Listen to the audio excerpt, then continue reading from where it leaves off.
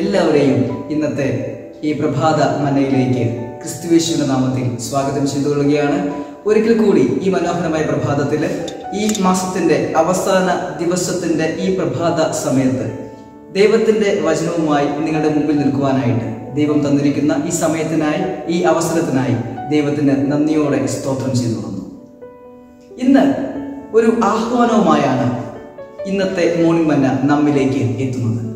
തലക്കെട്ട് ഇപ്രകാരമാണ്: ഒരുങ്ങുക, ഒരുങ്ങുക, ഒരുങ്ങുക. പ്രത്യക്ഷത്തില് ഇതൊരു ആഹ്വാനമാണ്. നമ്മോട് എല്ലാവരോടും ഒരുങ്ങുവാനുള്ള ഒരു ആഹ്വാനമാണ്.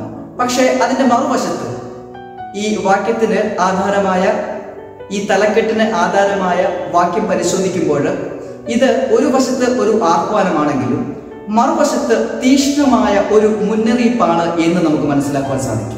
പ്രാർത്ഥനാപൂർവം നമുക്ക് ആമോസ് പ്രവചനം അതിന്റെ 4-ാം അധ്യായം 12-ാം ഭാഗത്തിലേക്ക് വരാം. അത് ഇപ്രകാരം പറയുകയാണ്: ഇസ്രായേലെ, നിന്റെ ദൈവത്തെ എതിരേൽപ്പാൻ ഒരുങ്ങിക്കൊള്ളുക.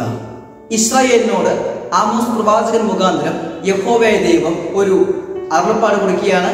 ഇസ്രായേലെ, നിന്റെ ദൈവമായ യഹോവയെ എതിരേൽക്കുവാനായിട്ട് ഒരുങ്ങിക്കൊള്ളുക. ഒരു ചോദ്യം ചോദിക്കാൻ ആഗ്രഹിക്കുന്നു.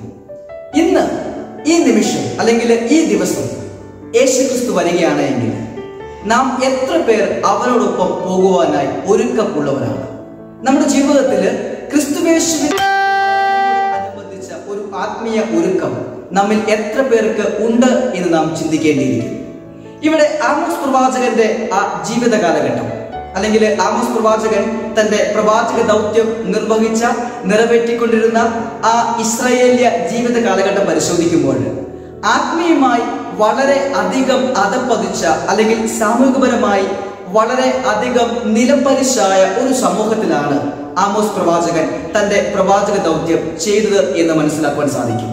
ആമോസ് പ്രവചനത്തിന്റെ ഓരോ വാക്യങ്ങളും പഠിക്കുമ്പോൾ, ഓരോ അധ്യായങ്ങളും വായിക്കുമ്പോൾ എത്രത്തോളം ഇസ്രായേലിനെ ഒരു സമൂഹമായിട്ട് അധപ്പതിച്ചിരുന്നു എന്ന് കാണുവാൻ സാധിക്കും.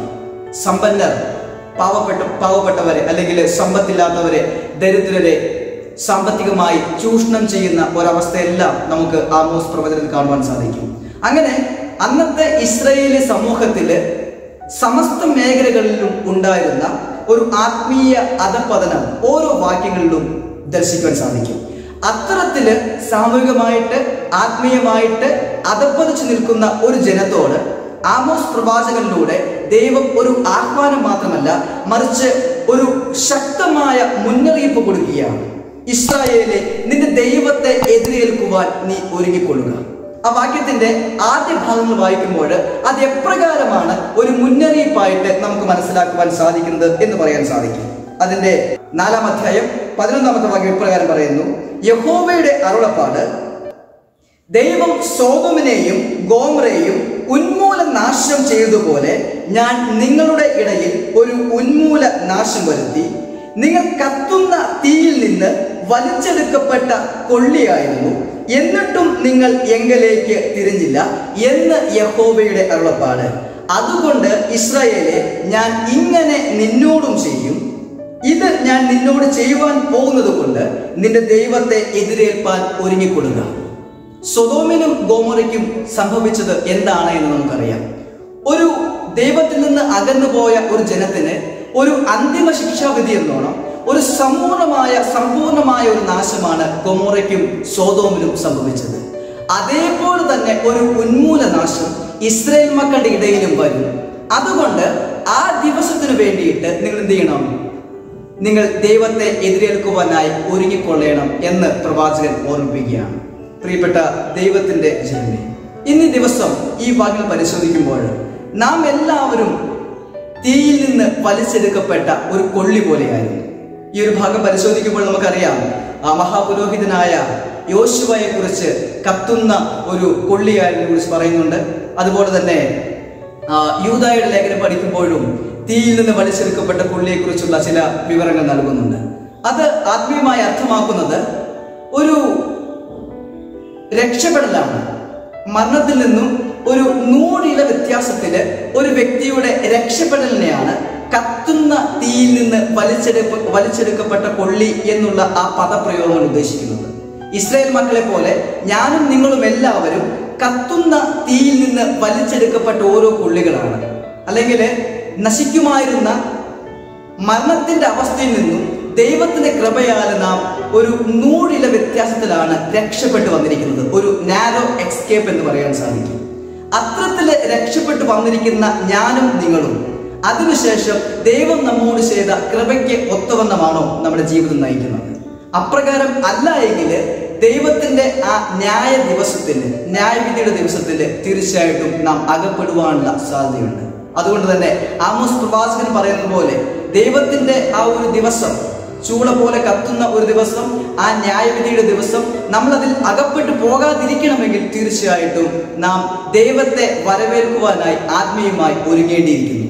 നമ്മുടെ ജീവിതത്തിൽ അപ്രകാരം ഒരു ഒരുക്കം ഇന്നില്ല എങ്കിൽ അനുദിനവും അനുനിമിഷവും ക്രിസ്തുവേശുവിന്റെ വരവിനോട് നമുക്ക് താതാത്മ്യം പ്രാപിക്കാം. അതിനുവേണ്ടി നമുക്കൊരുങ്ങാം. അതോടൊപ്പം തന്നെ നമ്മുടെ സഹജീവികളെയും ഒരുക്കാം. ഈ പ്രാർത്ഥനയാല് ഇന്നത്തെ മോർണിംഗ് മന അവസാനിപ്പിക്കുന്നു. ദൈവം നമ്മെ അനുഗ്രഹിക്കട്ടെ. ഈ ദിവസം ജന്മദിനം ആഘോഷിക്കുന്ന 2 പേർക്ക് വേണ്ടി നാം പ്രാർത്ഥിക്കാൻ പോവുകയാണ്. കുറ്റപ്പുഴ സഭാംഗമായ സിസ്റ്റർ അഞ്ജു ഷിബു, അതോടൊപ്പം തന്നെ കലഞ്ഞൂർ സഭാംഗമായ റോബർട്ട് വർഗീസ്. ഇരുവർക്കും വേണ്ടി നാം പ്രാർത്ഥിക്കാൻ പോവുകയാണ്. നമുക്ക് പ്രാർത്ഥിക്കാം. അടികളെ സ്നേഹിക്കുന്ന സ്വർഗ്ഗസ്ഥനായ പിതാവേ, അടികളുടെ ജീവിതത്തോട് ഈ മനോഹരമായ ദിവസത്തെ പ്രദാനം ചെയ്യുന്ന വലിയ കൃപയ്ക്കായി സ്തോത്രം. ദൈവമേ, അടികളുടെ കഴിഞ്ഞകാല ജീവിതത്തിൽ കർത്താവേ, അടികള് കത്തുന്ന തീയിൽ നിന്ന് വലിച്ചെടുക്കപ്പെട്ട കൊള്ളി പോലെ ആയിരുന്നിരിക്കാം. ഈ നിമിഷം കർത്താവേ, അടികളെല്ലാം തിരുക്കരങ്ങളിലേക്ക് സമർപ്പിച്ച് പ്രാർത്ഥിക്കുകയാണ്. ദൈവത്തിന്റെ കൃപയാല് നീ ഓരോ നിമിഷവും അടികളെ രക്ഷിക്കുന്ന, അടികളെ നിന്നോട് ചേർക്കുന്ന വലിയ സ്നേഹത്തിനായി സ്തോത്രം. കർത്താവേ, അടികളുടെ ജീവിതത്തിൽ ക്രിസ്തുവേശുവിന്റെ വരവിന് വേണ്ടിയുള്ള ആത്മീയ ഒരുക്കം നടന്നിട്ടില്ല എങ്കിൽ, അപ്രകാരം ഒരു ഒരുക്കത്തിന്റെ അനുഭവം ഉണ്ടായിട്ടില്ല എങ്കിൽ, ഈ നിമിഷം മുതൽ അപ്രകാരം അടികൾക്ക് ഒരുങ്ങുവാനും അതോടൊപ്പം തന്നെ അടികളുടെ സഹജീവികളെയും ക്രിസ്തുവേശുവിന്റെ വരവിന് വേണ്ടി ഒരുക്കുവാനുമുള്ള അവസരം തരുമാറാകണമെന്ന് അപേക്ഷിക്കുന്നു. ജന്മദിനം ആഘോഷിക്കുന്ന ഇരുവരെയും തിരുക്കരങ്ങളിലേക്ക് സമർപ്പിച്ച് പ്രാർത്ഥിക്കുകയാണ്. ദൈവം ഇന്നുവരെയും അവരെ നടത്തിയ വലിയ കൃപയ്ക്കായി സ്തോത്രം. ഇനിയും ദൈവത്തിന്റെ കൃപ അവരെ പരിപോഷിപ്പിക്കുമാറാകണമെന്ന് അപേക്ഷിക്കുന്നു. കർത്താവിനുള്ള ജീവിതങ്ങളിലും ദൈവത്തിന്റെ കൃപയിലായിരിക്കുവാനും അതിൽ ആശ്രയിക്കുവാനും നീ ഇരുവരെയും സഹായിക്കുമാറാകണമെന്ന് അപേക്ഷിക്കുന്നു. അങ്ങനെ കൃപയെ സാന്നിധ്യം എപ്പോഴും ആസ്വദിക്കുവാനും അനുഭവിക്കുവാനും സഹായിക്കണം. സകലമായ മഹത്വം പങ്കെടുക്കണം. എല്ലാം യേശുവിൻ നാമത്തിൽ തന്നെ. ആമേൻ. എല്ലാവർക്കും നല്ലൊരു പ്രഭാതവും ഒരു നല്ല ദിവസവും ആശംസിക്കുന്നു. ദൈവം അനുഗ്രഹിക്കട്ടെ.